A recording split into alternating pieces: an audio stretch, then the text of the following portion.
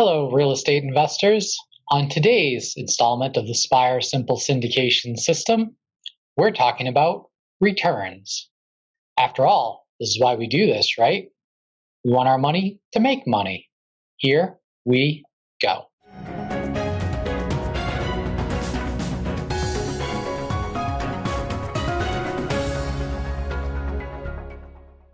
Returns. Seems easy enough. Pick the deals with the highest returns and you'll make the most money, right? Well, by now, you know that's not the case. Any deal can look fantastic on paper. Just change your occupancy numbers.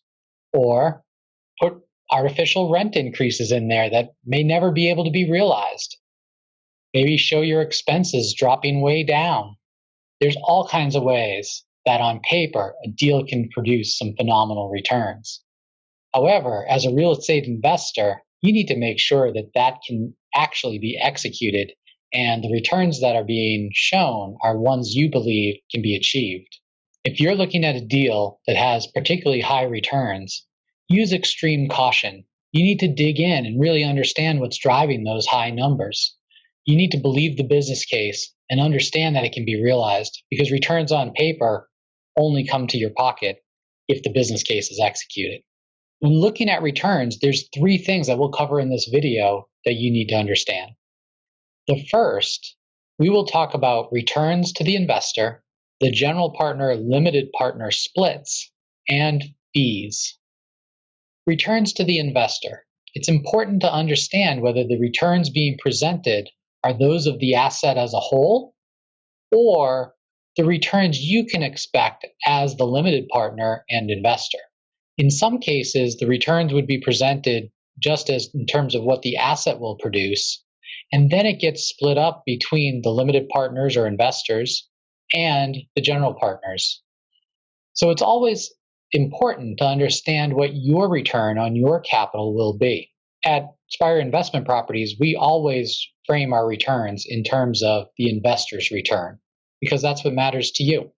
Second, we're going to talk about how a deal is structured in terms of the splits between general partners and limited partners.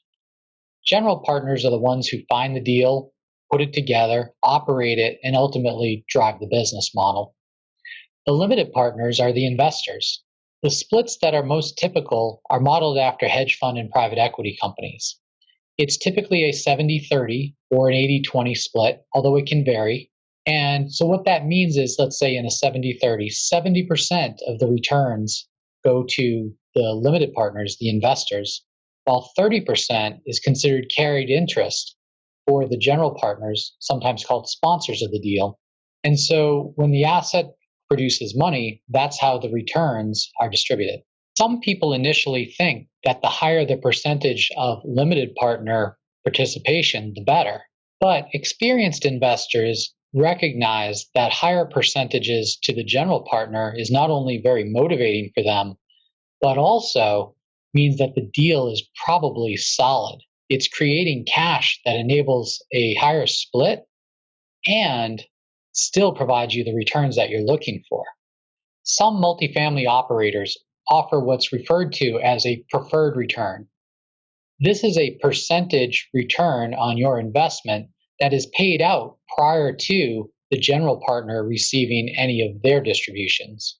You can think of it a bit like an interest payment. And it seems like a good idea for you, the investor, to pay yourself before the general partner, but not so fast. One of the things to look out for here is that preferred returns are often cumulative.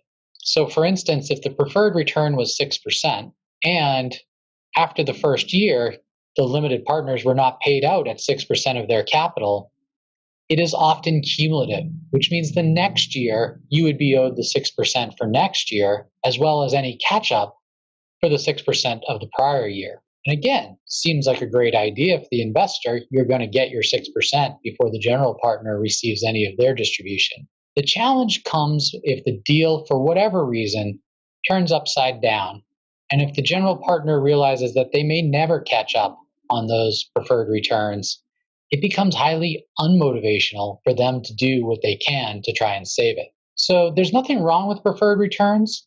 I think it's just something that you need to look at and understand and see what you're comfortable with. Now, let's talk about fees. There are up to 4 different kinds of fees that you would typically find in a multifamily syndication. The first is an acquisition fee, typically 2 to 3% of the purchase price of the asset. This is paid to the general partners in compensation for what is often hundreds of thousands of dollars they've put at risk and spent to get the asset under contract. The second fee is an asset management fee. This is a 1 to 3% fee that is compensation to the general partners for operating the business plan, for managing the asset during the course of its life. The third fee is less common, a capital transaction fee. Although we don't typically do that, some groups do. The capital transaction fee is like an acquisition fee, but it kicks in at the time that there's a refinance and a return of capital to the limited partners and investors. The last fee is a disposition fee. Again, a small percentage of the purchase price on the execution of the final sale and disposition of the asset. Does that seem like a lot of fees? Well, think of it this way. If you were to go find, buy, renovate, and operate even a small rental property, how much work would that be? How many places would you have to go look at? Insurance quotes you'd get, brokers you'd build relationships with, quotes you'd get for rehabilitation, all of those things. And that's all before you even buy the property. You'd have to put your down payment up, putting money at risk. Now think about doing that for 50 or 100 units, as in many multifamily deals. That's a lot of money at risk and a lot of work, again, before the property is even acquired. Then you got to execute the business plan. Being a general partner is a very active role. It's not a hands-off investment opportunity the way it is for our limited partners. So these fees are what compensate the general partner for all of their work and providing those returns to you, the limited partner, without having to do it. And that's the beauty of passive investing. You get all the benefits of owning real estate without any of the work. So now you know all about returns. You understand the difference between the return of the asset versus the return to you, the investor. You understand the general partner, limited partner splits, preferred returns, and possible fees. Ultimately, the returns are important. You want to invest in assets that will deliver the returns that you're looking for. But what's just as important is that you understand the business case and the assumptions that have gone into driving those returns. And you've chosen a partner that you believe can execute that business case and deliver on what they've promised. I'm Michael Parks, and this has been today's installment of the Spire Simple Syndication System.